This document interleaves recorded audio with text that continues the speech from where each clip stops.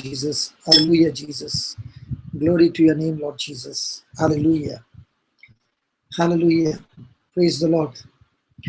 So welcome back to listen to God's word again from Bangalore. Father, we thank you for bringing us together.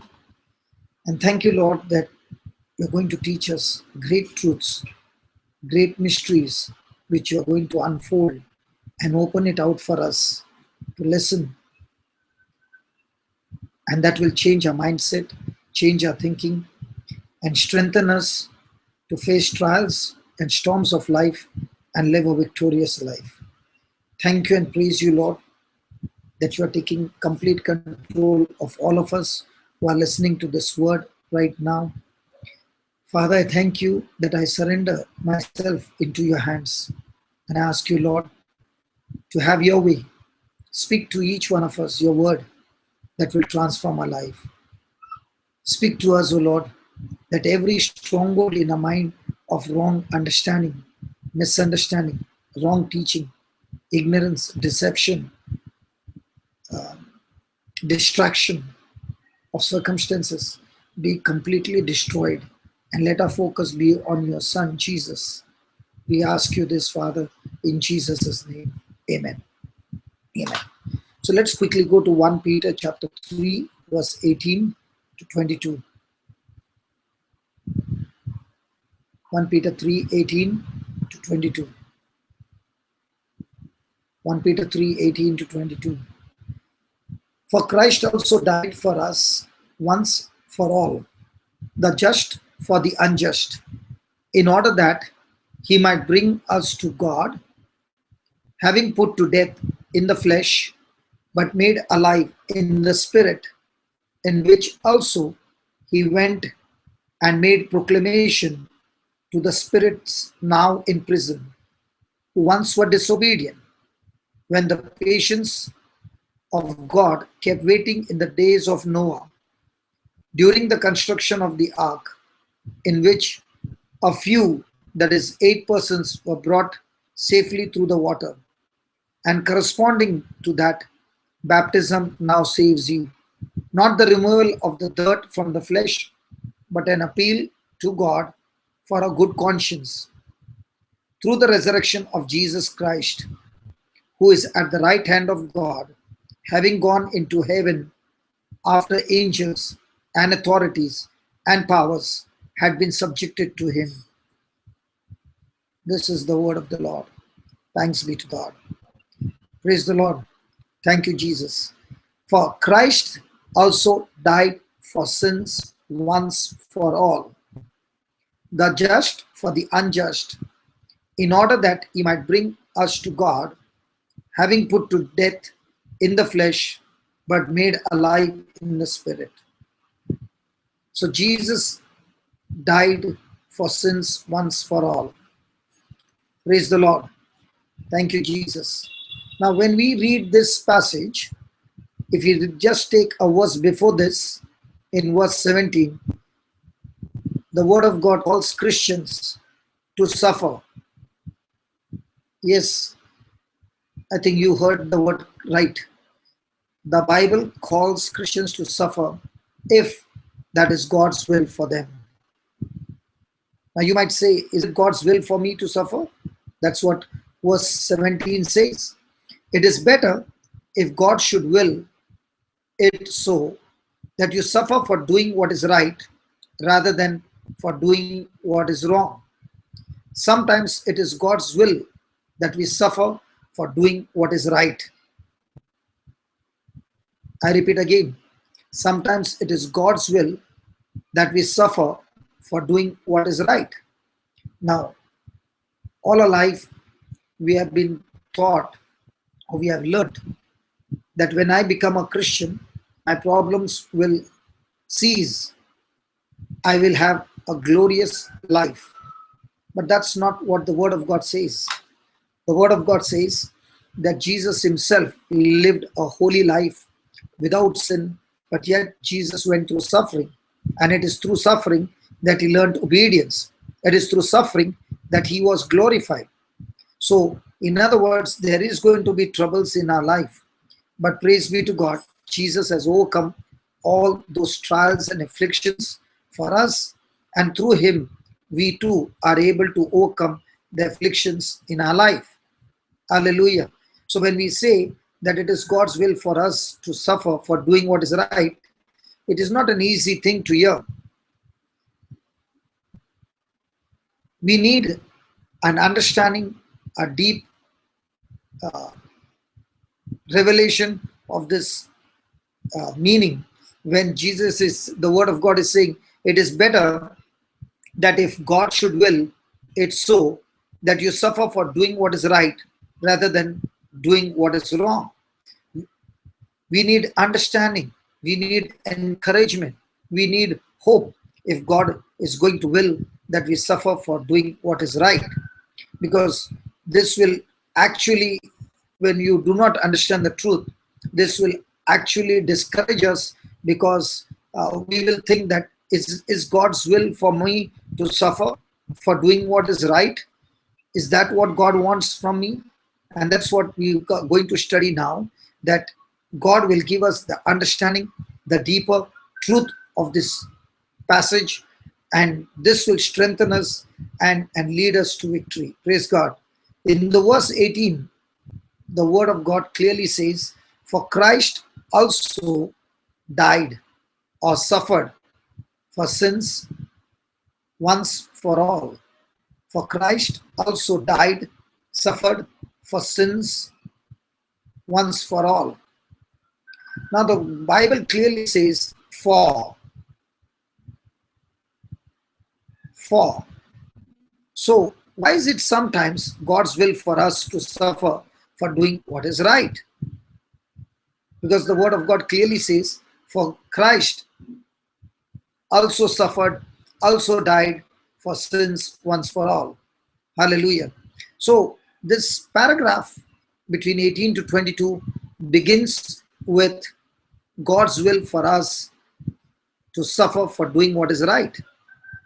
It begins in verse number 17, and then it's a sandwich between 1 Peter 3:17 and 1 Peter 4:1, because in 4:1 also the word of God also speaks it speaks, listen to verse 4, verse 1. Therefore, since Christ has suffered in the flesh, arm yourself with the same purpose. So, two scriptures, 1 Peter 3:17, 1 Peter 4:1, speaks about suffering for doing what is right.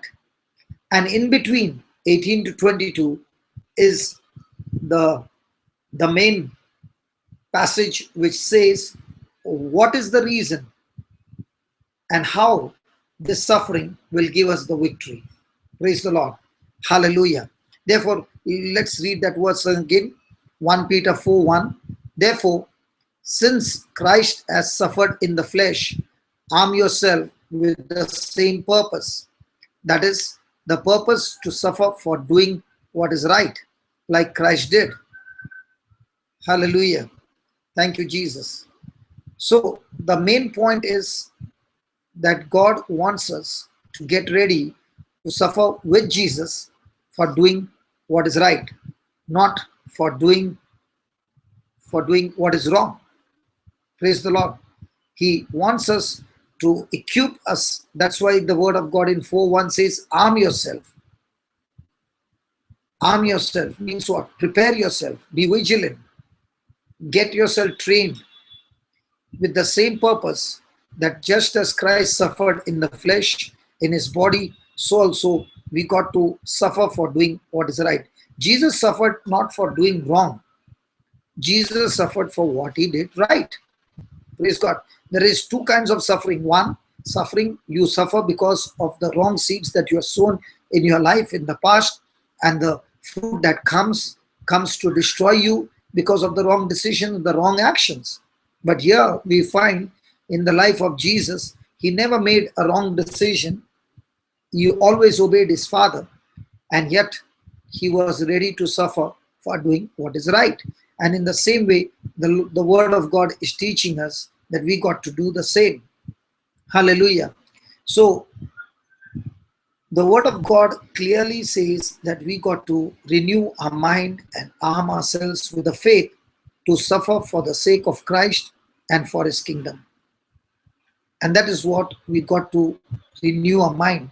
Because whenever the suffering comes, especially unjust suffering comes, we begin to think that God has forsaken us, God has abandoned us, God is punishing us, and all these kinds of negative thoughts. And all these are the lies of the devil. God never shall leave you nor forsake you. He is with you till the end of time. He is always there to help you, to strengthen you in the midst of your trials, and to give you the wisdom, the knowledge, the understanding, the counsel, so that we turn to him and do his way, so that he can bring us out of those trials victorious. Praise God. Hallelujah. Now, the times have changed from the times when this Bible was written in the early centuries, early 3 centuries, when the early Christians became Christians. There was a lot of persecution. So the church was spreading like wildfire. People were accepting Christ. But in spite of they accepting Christ, they knew one thing for sure, that during those times the persecution was so strong that they would have to testify their faith even at the cost of their life. Yes, and that's why we find in the early Christians, the early church, there were so many who were martyred, so many who were killed because of their faith in Christ Jesus. But during our time, the times have changed, because evangelization takes place mostly in the places where there is less risk. And even if the persecution begins, it creates a fear among the people. It creates fear in the faith. But in the early Christians, they believed that it is better for them to exercise their faith and risk their lives. So somebody might say, you mean to say the promises that the Bible gives about a better life on earth, then praise God. Then what do you mean by saying that these Christians were ready to die for their faith? Because they believed that Jesus died once and for all for our sins. So the life, not only on earth, but much more, life after our death is more important, where we are going to live our life for all eternity. And that's what we are going to study now. Praise the Lord. Thank you, Jesus. Because in 1 Peter 4:12, the word of God also says, 1 Peter 4:12, do not be surprised when the fiery ordeal comes upon you, as though something strange were happening to you. I repeat again, 1 Peter chapter 4, verse 12. Do not be surprised when the fiery ordeal came upon you, as though something strange were happening to you. The word of God is saying that we are strangers. We are aliens. We are not the citizens of this world. We are not of this world. We are the citizens of the heavenly kingdom. We are born again. We have the nature of Christ in us. So the world is supposed to hate us. The world is supposed to persecute us. The world is supposed to come against us. So it is not surprising. It is not abnormal when the powers of darkness comes and insults and hates and does all kind of evil against the Christians. Because during the time of Jesus, the powers of darkness even accused Jesus to be the head of the house of Beelzebul. So how much more we, the branches of the true vine, belonging to the same family will face persecution, will face opposition, will face suffering in our life. Hallelujah. So the letter of Saint Peter is a letter to help us get ready to suffer if God should will it. And that is why these words were written from 18 to 22. Let's see the first verse, that Christ suffered for us. Now let's look at this verse from 18 to 22. Let's start with verse 17. The first point that we will study now is from verse number 18, that Christ suffered or Christ died for us. Hallelujah. So let us not forget that Jesus Christ is our great King. He is our Savior. He is the Creator. He is God Almighty. But in spite of all that, coming into this world as man, Jesus suffered for all of us. He suffered every day. Hebrews chapter 5 verse 7 says, in the days when Jesus was in the flesh, with loud cries and supplication, he made with thanksgiving, he made his prayer known to God, who saved him from death. And also the word also says in verse 8 that Jesus suffered in all these things, and in all these things through suffering he learned obedience. So Jesus learned obedience through suffering. So how am I going to learn obedience? How am I going to develop a new nature of obedience, a new nature, a new character? Through suffering. So verse 17, let's go back to verse 17. It is better if God should will it so that you suffer for doing what is right rather than doing what is wrong. For Christ also suffered. So throughout the New Testament, the mindset of true Christianity is that our Lord suffered and we will follow him in suffering. Now, the problem is that in a Christian life, we have not focused on this part of our life. And that's why when Christians have failed to rejoice in the sufferings, focused on Jesus, the people around have got the wrong message. It did not make an impact in this world. I know when we were young and during my childhood, if there was a Hindi movie and the villain would always be a Christian, Peter, Michael, a drunkard, a gambler, a womanizer, or a lady would be Mary, and all these names were given and with a very big cross on their chest. Why? Because the people around began to look at our lifestyle and began to understand that Christians are people who drink, who smoke, who gamble, who have sex, who have all kinds of negative things. And that's called Christian. Because if you're a Christian, you are free to do all these things. And that is what has impacted the people during our childhood days. And they would even call a Christian a drunkard. Praise God. So we have failed to focus on the Word of God.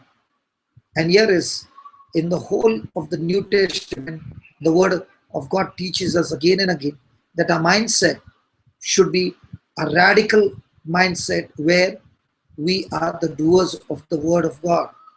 And being a doer of the Word of God, our Lord suffered, so we also will follow him in suffering for the gospel of Christ.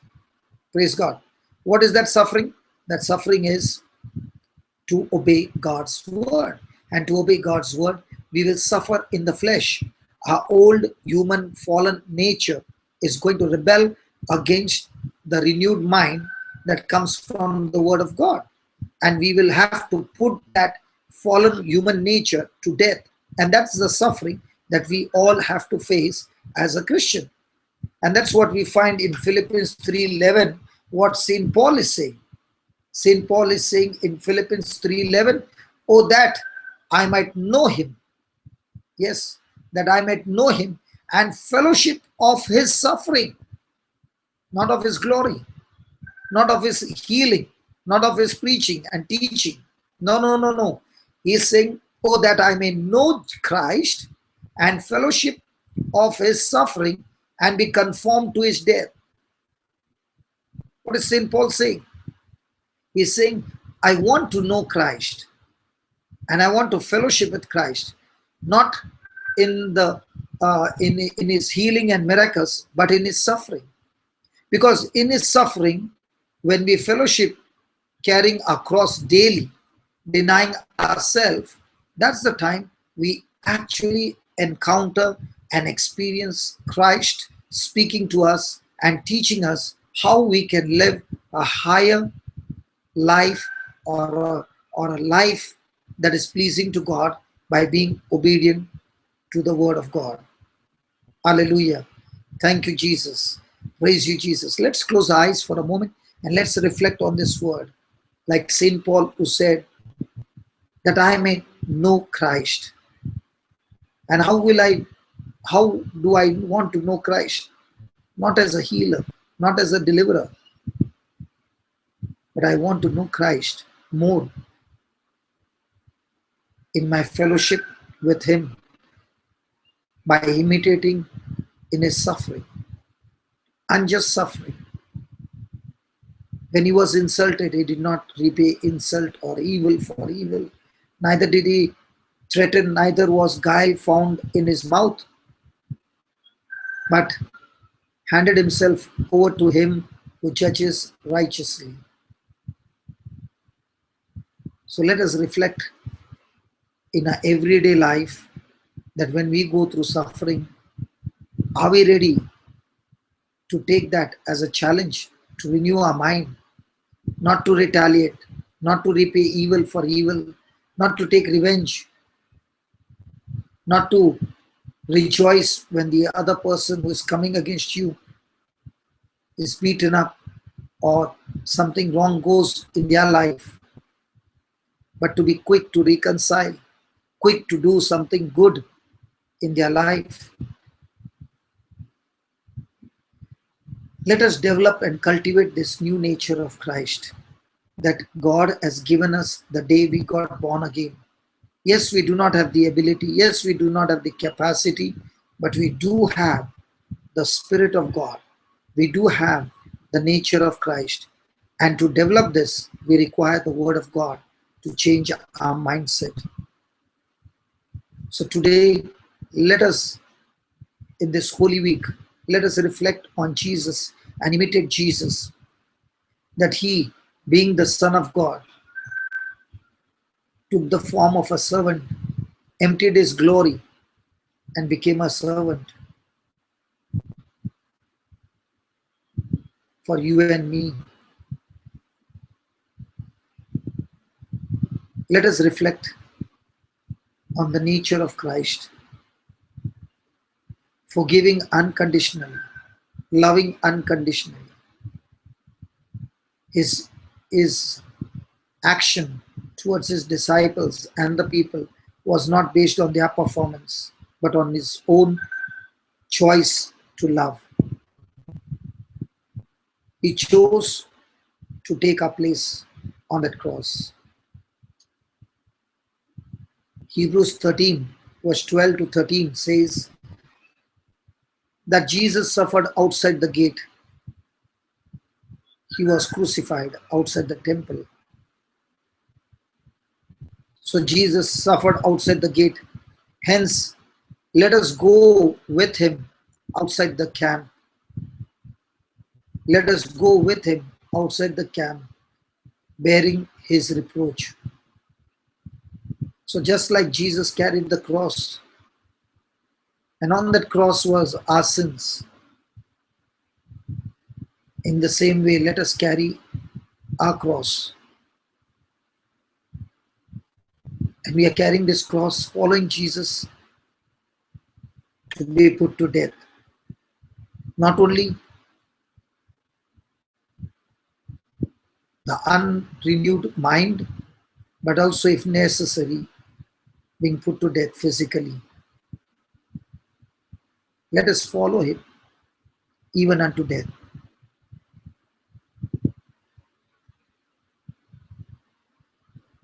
Mark 8:34 says, if anyone would come after me, let him deny himself.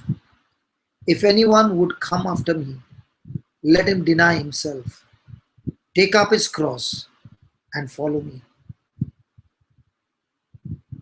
How many times in a day do I fail to deny myself? How many times in a day do I entertain myself with things that are displeasing to God? How many times in a day do I get bitter, offended?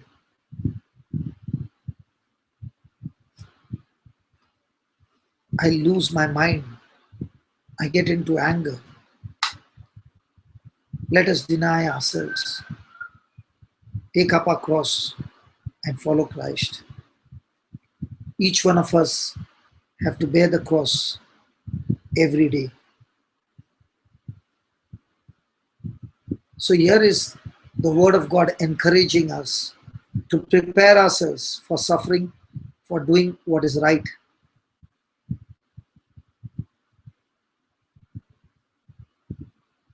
And please remember, this is what happened to Jesus,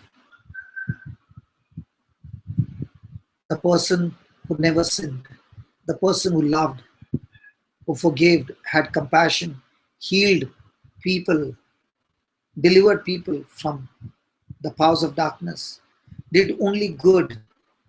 A person who was the most loving person, caring person, a truthful person, a holy person. There is no one like Jesus who has ever lived. And yet, Jesus suffered. He suffered for you and me. And that same calling Jesus is saying to imitate him. He has set us an example, and he wants us to follow that example of himself. But his example is that he is a substitute for us. Thank you, Jesus. Praise you, Jesus. Hallelujah. Hallelujah. So the first point that will help us in the midst of our suffering is to remember that Christ suffered for us, leaving us an example that we should follow. So it is God's calling for Christians to go through suffering, and that too, suffering for doing what is right. Praise the Lord. Thank you, Jesus. Praise you, Jesus. The fallen human nature is to retaliate. The fallen human nature is to retaliate. But God's nature is to respond with forgiveness and love. Hallelujah.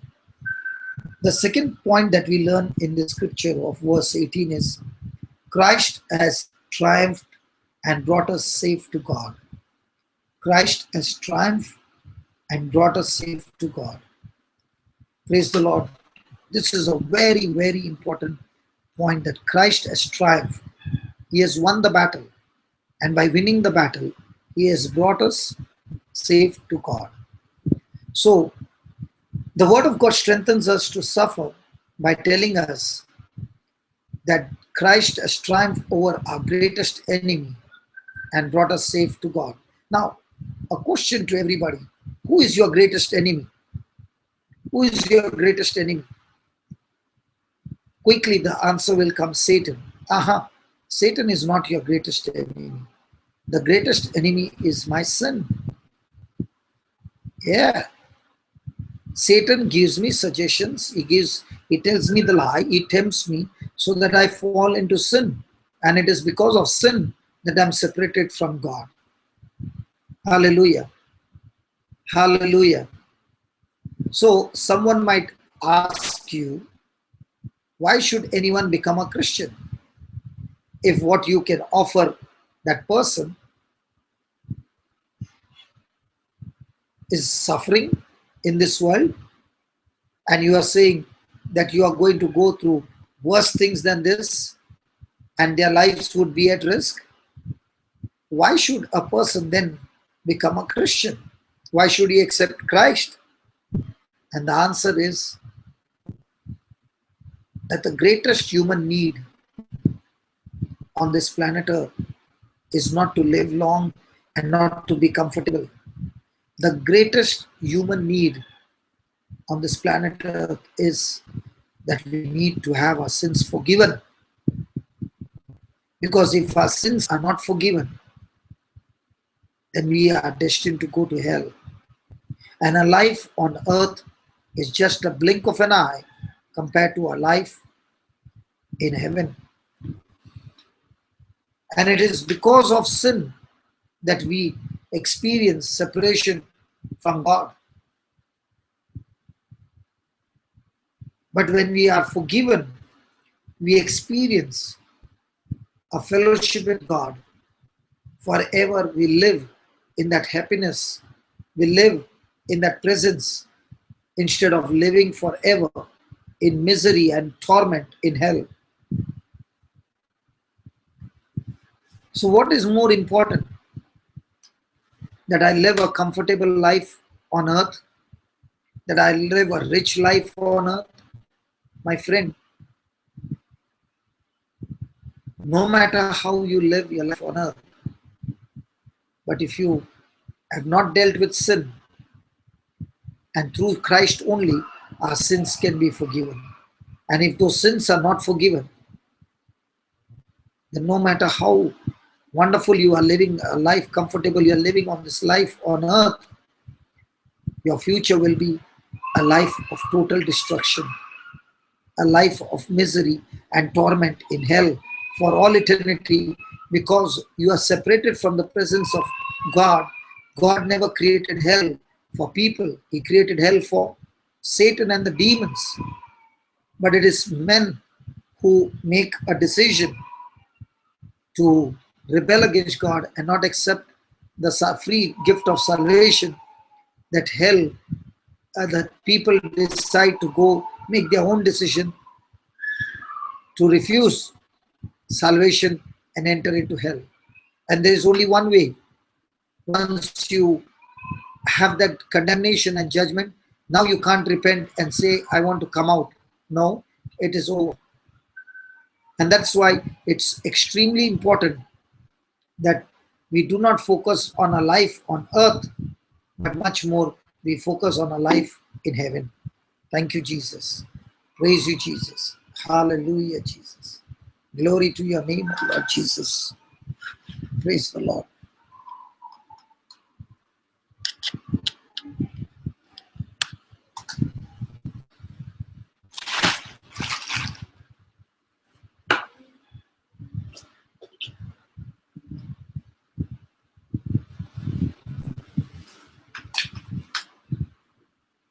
Praise the Lord. Thank you, Jesus. Hallelujah. Hallelujah. Thank you, Lord.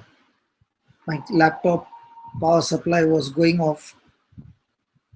And if the power supply is gone and there's no connection given, no matter how good your computer is, no matter how much software you have in your laptop, it will fail to work. Now that laptop can only be used as a paperweight or it's a scrap. So also is our life. When we do not have the life of Christ charging us, our batteries, our life is just a burden. It's only going to be a scrap. It's only going to end up in hell. But when we get a charge from Jesus through the word of God, we renew our mind and we make the decision to follow Christ, praise be to God, our life becomes fruitful. Amen. Thank you, Lord, for this example, that we can understand through this example absolutely clear that we need a continuous charge. There is a time when the battery is full, but the more and more we live in this world, we are using this battery. In the same way, Lord, every day in our life, we are using the life that you have given us for others, and we need a recharge. And that's why we need to be always in constant contact with you through your word, ready to even go through suffering for doing what is right. Because there's a choice when you're doing right and you go through unjust suffering and you make a decision to rebel or revolt or disobey God's word of forgiving 70 times 77 and uh, loving that person unconditionally. Now, what have you done? You have chosen to sin instead of walking in righteousness. And that sin separates us from the fellowship of God. Hallelujah. Thank you, Jesus. So let's see the four things that is written in the scriptures from 18 to 22. I repeat again, in verse 18, the word of God says, "For Christ also died, or Christ also suffered for sins once for all, the just for the unjust, in order that he might bring us to God." So Christ died for sins, and sin is what separates me from God. So what is my greatest need? Every day we pray for so much of needs in our life, that I want a job, I want this, I want that, and all those things. What is the greatest need of any person in this world? The greatest need of any person in this world is that his sins be forgiven. And that's my greatest need. Because my sin is my greatest and the biggest enemy, not Satan.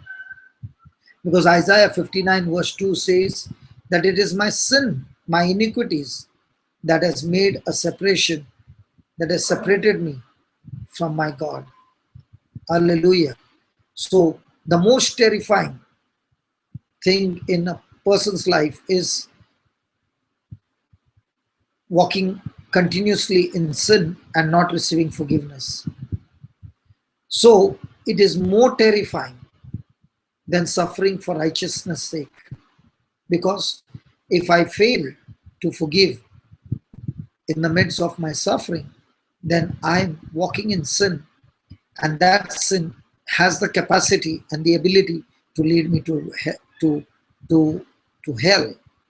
And that's why when I walk in sin, I'm walking in the wrath of God and suffering the wrath of God because my sins have not been forgiven is extremely, extremely torment, extremely, extremely painful, and there's no cure for it. The only cure is Christ, by repenting and confessing and coming back to Jesus. And that's why the first thing in verse 18, the word of God says, Jesus died for sins. And this is the greatest thing in the world, that Jesus died for my sin, and my sins are forgiven. And because of my sins are forgiven, I have a right relationship with God. I have been made righteous.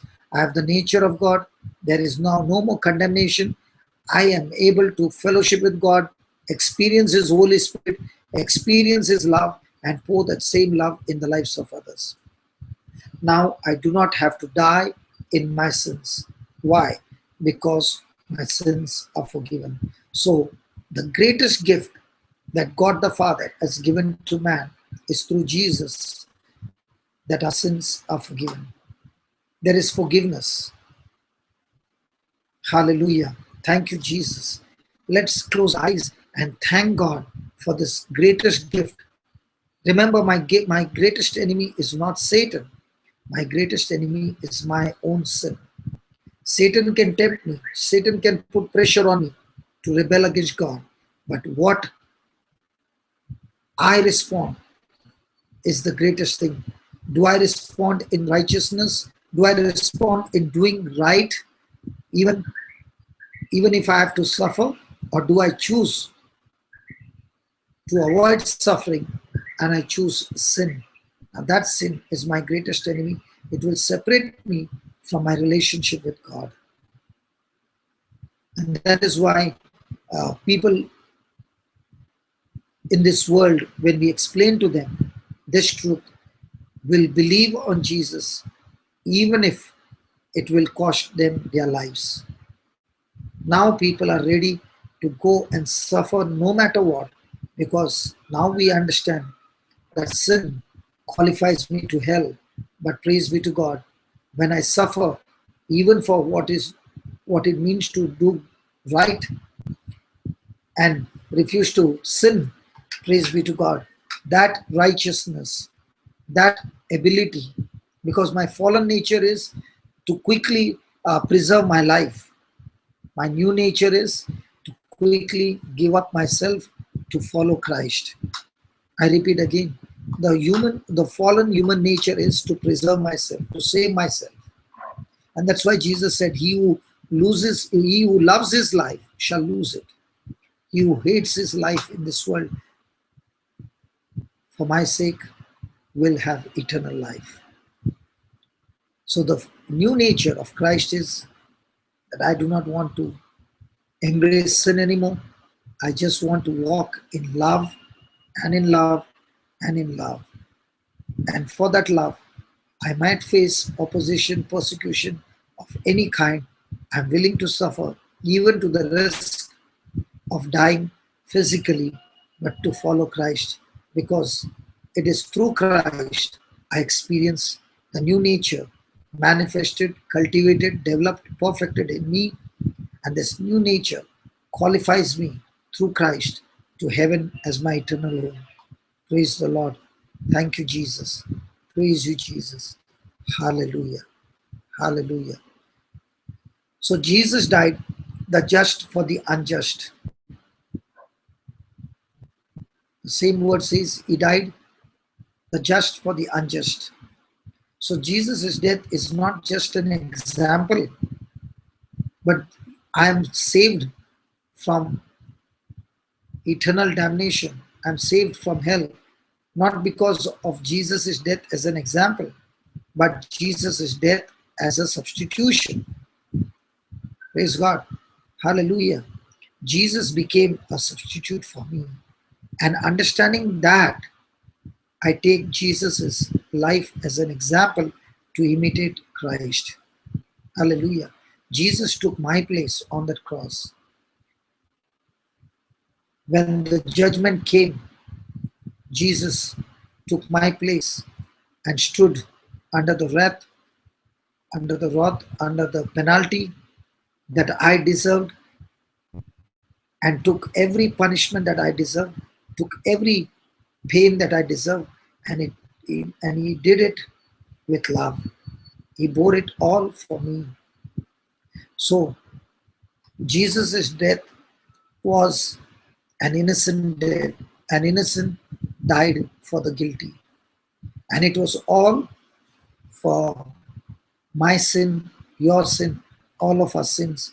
And it was not for his own sins. Thank you, Jesus. Thank you, Jesus. Praise you, Jesus. Thank you, Lord. Praise you, Lord. Hallelujah, Jesus. Jesus died once and for all.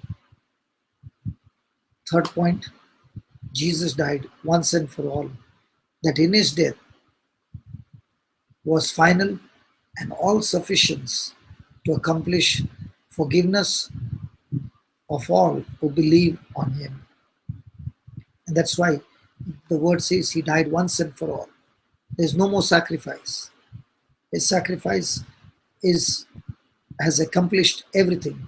In the Old Testament, they would sacrifice the animal every year, and the sins of people were recalled and confessed every year, because the sins were not washed, but the sins were covered by the blood of of a lamb or any sacrifice. But when it comes to Jesus, his sacrifice is once and for all. His blood not only uh, cleanses us, but there is no mark of sin by the power of his blood. Every sin is blotted out, it is erased, it is destroyed. Thank you, Jesus. Thank you, Jesus. So through the death of Jesus once and for all, praise God, all settlement has been made, and it's all sufficient to accomplish forgiveness for everyone who believes in him.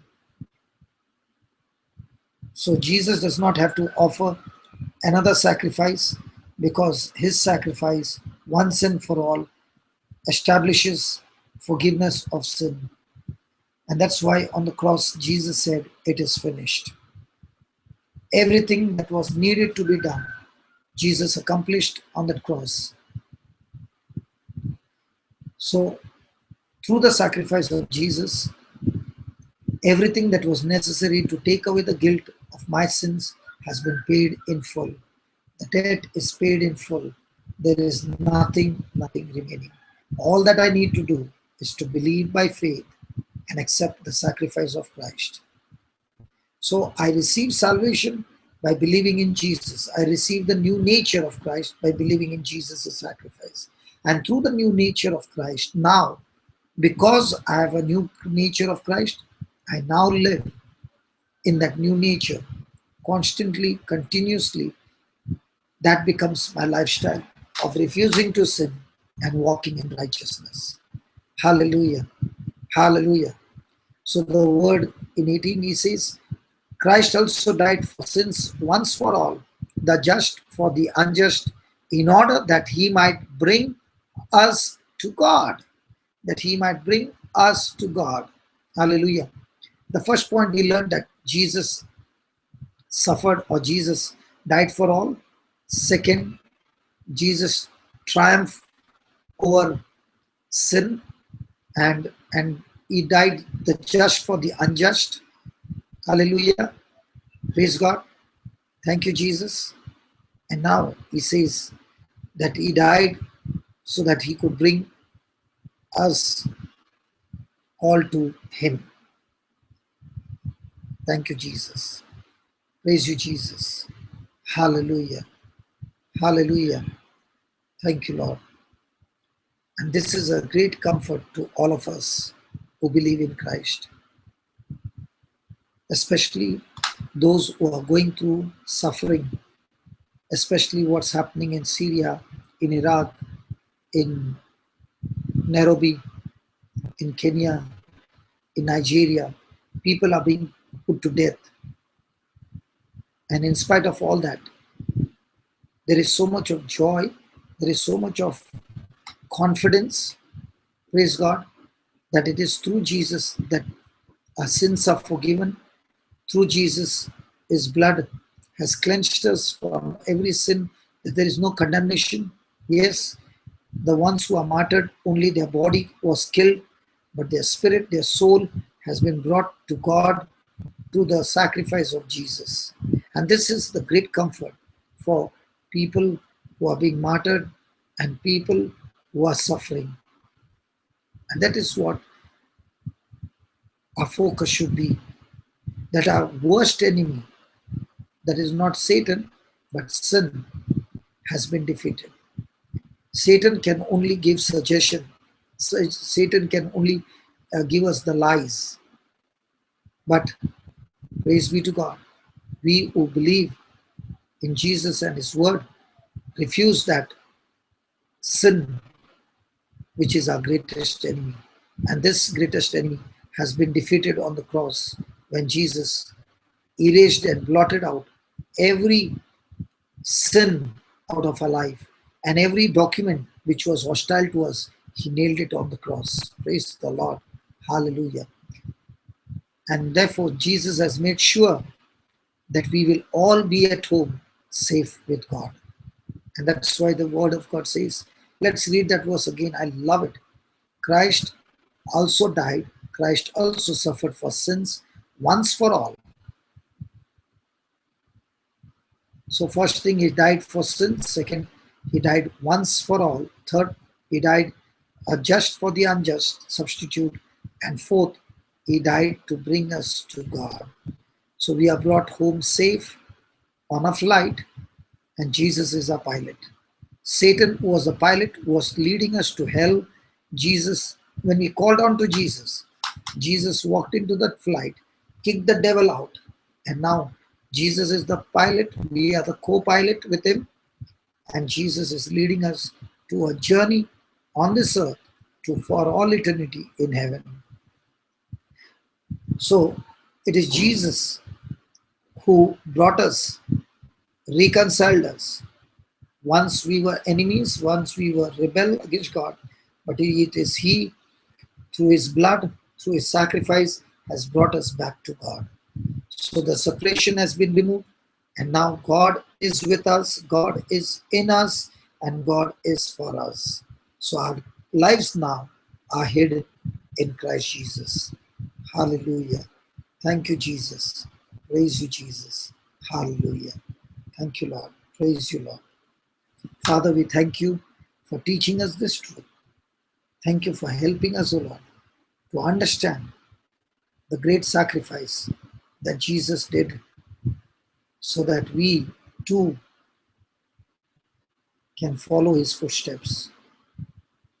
Today we have realized, O Lord, that my greatest enemy is not Satan, but sin that I commit because of my response to every situation of life. Thank you for teaching us this truth, Almighty God, that it is better and it is God's will for me to suffer for doing right instead of walking into sin by doing wrong. Thank you, Lord Jesus, for doing your part, for doing everything possible so that I'm safe at home with you in heaven. Lord, let me not by my own decision depart from you, but always remember and focus on this new mindset that sin takes me away from you. Thank you, Lord, for teaching us this truth. In Jesus' name, amen.